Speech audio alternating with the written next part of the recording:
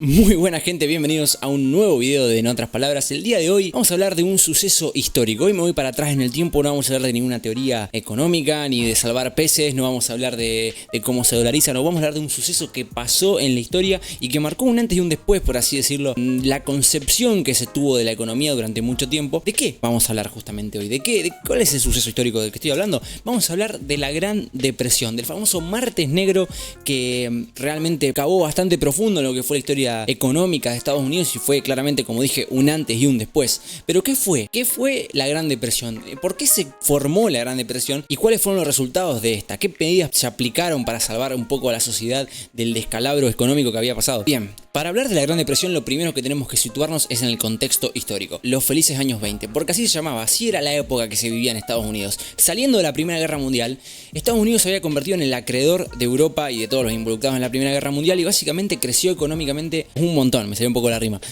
Pero claro, Estados Unidos fue un gran proveedor en la Primera Guerra Mundial y lo que hizo fue beneficiarse de esa posición económica que tenía, y mientras Europa se estaba construyendo, se estaba rearmando después de la Primera Guerra, Estados Unidos logró una posición muy privilegiada y un auge económico enorme. Imagínense que ahí estaban las primeras industrias de producción en serie, estaban apareciendo en ese momento, datan de mucho más atrás, pero los primeros autos, Ford creo que lanza su primer auto en 1908, así que imagínense en 1920 cómo estaba el ritmo de las cosas, por decir solamente una industria. Entonces claro, era todo auge, era todo felicidad, es más, no solamente en la parte económica, había un cambio social y cultural, se respiraba alegría, se respiraba felicidad, se respiraba cambios, se respiraba toda una buena sensación de auge económico en la que nada podía salir mal. Es más, hasta la gente que peor estaba, la gente más pobre de la sociedad, estaba en una situación relativamente cómoda para la época. Entonces nadie se podía quejar de nada. Y claro, entonces la gente se empezaba a sentir en el aire un poco esto de decir, siempre va a ser todo así de bueno, o sea, no, esto es posta siempre así, o sea, descubrimos la fórmula mágica para que nosotros seamos los reyes del mundo y está todo más que bien.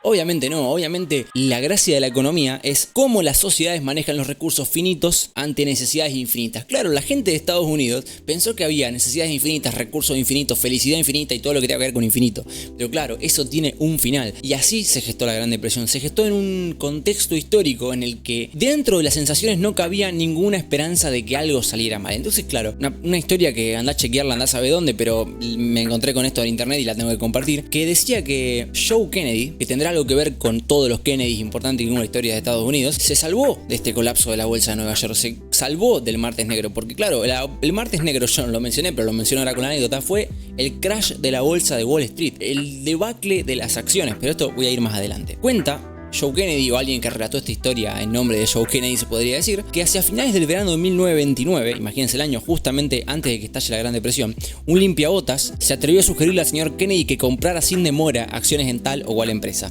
Tras reflexionar sobre la manifiesta incongruencia del desinteresado soplo que le acababa de dar el limpiabotas, Joe Kennedy tomó la providencial decisión de liquidar, o sea, de vender todas sus inversiones en Wall Street. Porque, ¿qué pensó Joe Kennedy? Si esta persona, un lustrabotas, alguien de las clases sociales más bajas que había en ese momento, porque claro, era el empleo que tenía la clase baja, por así decirlo, me está recomendando comprar una acción para venderla porque me asegura de que va a crecer. Esta persona que no tiene idea, que no tiene ideas de mercado financiero, habrá pensado algo, que no tiene idea de cómo funciona la economía, es porque algo está mal, no puede ser todo así de fácil. Dicho y hecho, Kennedy liquidó todas sus posiciones y se salvó de la gran debacle económica que iba a pasar en los próximos meses. Y es por eso que ahora quiero hablar de cuál fue la crisis económica, qué fue lo que pasó, por qué se gestó la crisis económica, aparte de lo que vengo diciendo. Claro, ustedes vieron que yo nombré que a Joe Kennedy le recomendaron comprar acciones, porque acá estuvo el problema principal. Hubo una gran especulación, una burbuja financiera enorme en el mercado de valores de Estados Unidos. En resumidas cuentas, si quieren algún día hacemos un video de cómo funcionan las acciones del mercado de valores y todo lo que tenga que ver con eso,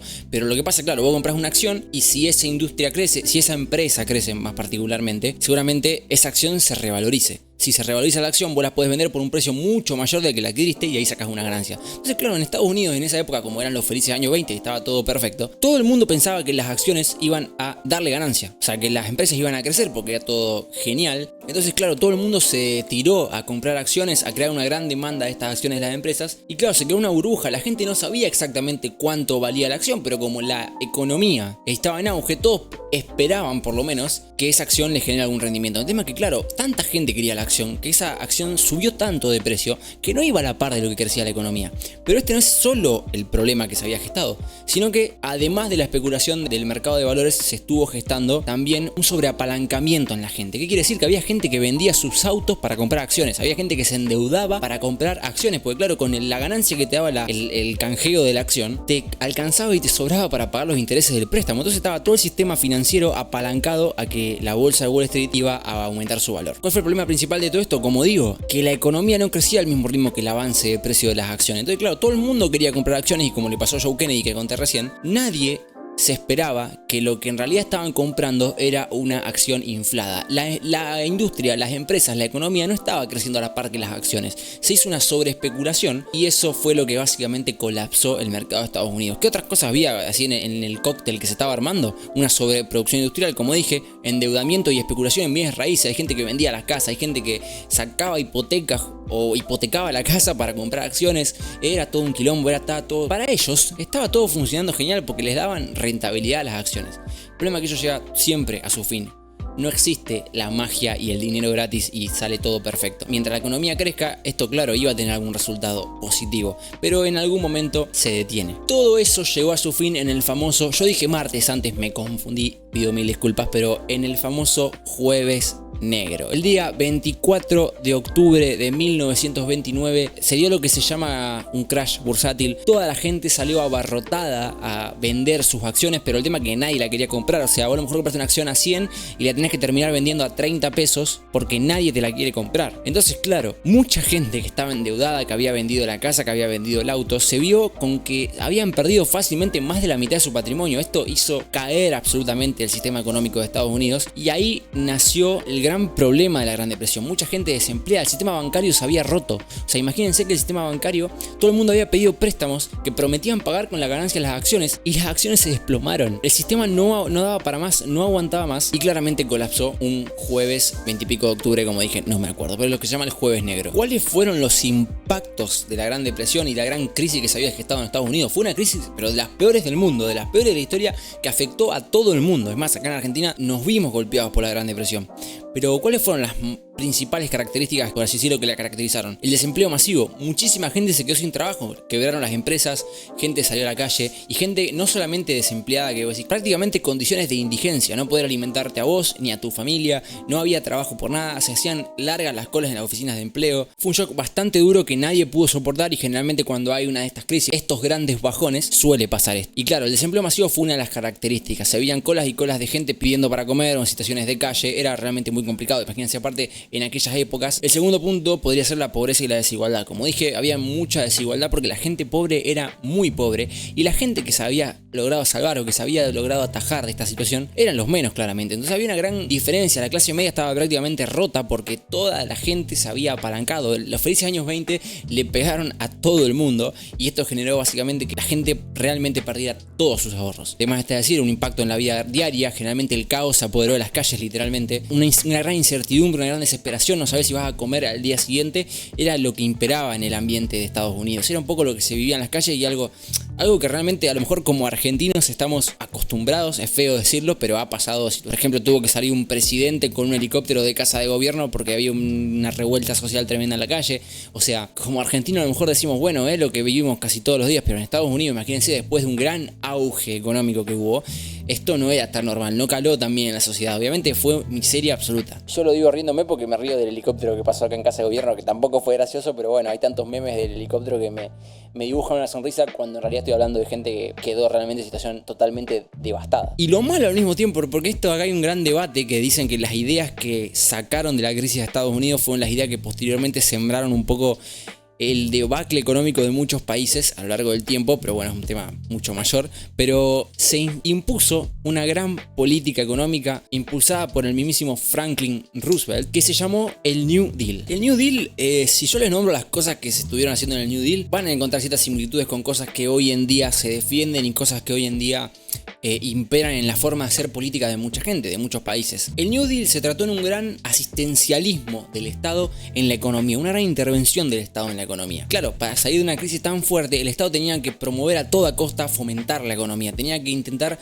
rescatar a toda esa gente que estaba en situaciones deplorables para así que la economía empiece a crecer y se empiece a mover un poco más, porque la gente que es pobre no consume y el objetivo de este plan era fomentar el consumo. ¿Cómo hicieron esto? El Estado básicamente le dijo: yo pongo las condiciones para que ustedes trabajen. ¿Cómo? Ampliaron las obras públicas, hicieron un gran programa y una gran fomentación de la obra pública, se empezaron a hacer obras de infraestructura, puentes, carreteras, quizá algún monumento, cosas que impulsaran el trabajo hacia los empleados, que fomentaran trabajo, que gente lo pudiera agarrar, que pueda trabajar, que tenga un ingreso y que gastaran. Eso es muy importante.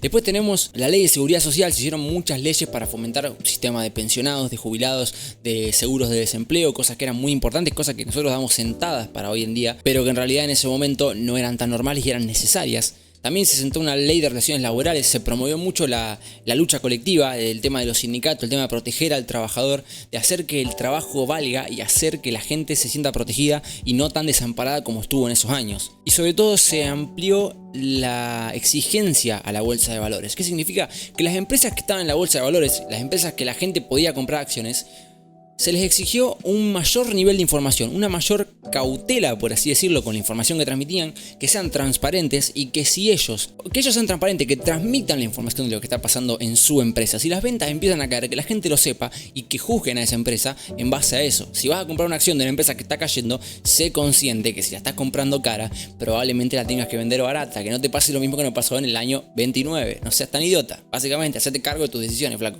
Pero bueno, el problema es que antes las empresas no daban tanta información y esto fue un poco lo que causó en cierta parte la crisis, porque la gente no sabía en cierta forma que la economía no estaba creciendo tanto, porque las empresas no daban tanta información. Ahora se les exige a las empresas que lo den. Y por último podríamos hablar de una ley de vivienda para propulsar un poco la vivienda de cada uno, que la gente no duerma en la calle, asistencialismo del Estado para tener una vivienda, básicamente no es nada nuevo. Bueno, acá también hablo un poco de las lecciones aprendidas y un poco de qué cosa se rescata de la Gran Depresión, pero es un poco lo que ya dije. Primero, exigirle más información a las empresas. Segundo, que se empezó a ver esta forma de hacer economía en la que el Estado no interviene, muy importante porque sentó las bases para diferentes corrientes ideológicas o corrientes de pensamiento del futuro. Es más, gracias al New Deal es que aparece el mismísimo John Maynard Keynes, o John Maynard Keynes, como más argentinizado te salga, que fue básicamente el gran propulsor de la macroeconomía, como del concepto de la demanda agregada, de cómo el Estado podría asistir